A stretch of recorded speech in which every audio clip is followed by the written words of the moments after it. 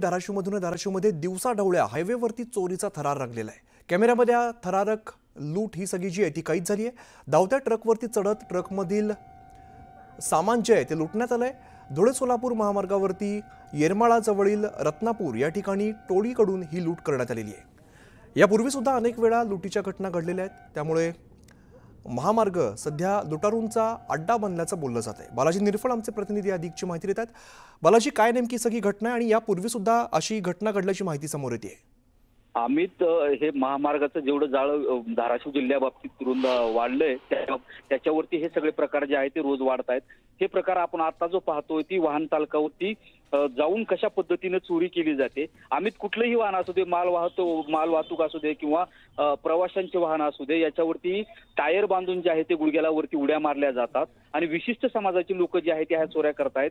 एवढंच नाही तर हल्ला देखील कुठं कधी कधी ह्या प्रवाशावरती केला जातो। मात्र हा चोरीचा प्रकार जो आहे तो अतिशय गंभीर आहे। वर ज्या ठिकाणी झाडं असतात त्या झाडावरती चढून उभा राहतात, वाहन आले की त्याच्यावरती उड्या मारल्या जातात, अंगावरती टायर बांधली जातात आणि अशा पद्धतीने जी आहे ती चोरी केली जाते।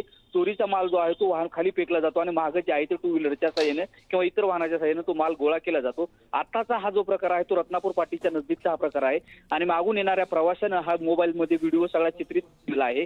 या अगोदर वाहन अडून चालकाला मारहाण केल्याच्या घटना आहेत, त्याच्यावरती मोठा आवाज गोंधळ जो आहे तो उडाला होता। पोलीस यांच्या बंदोबस्ताची मागणी देखील या पद्धतीने केली जात होती।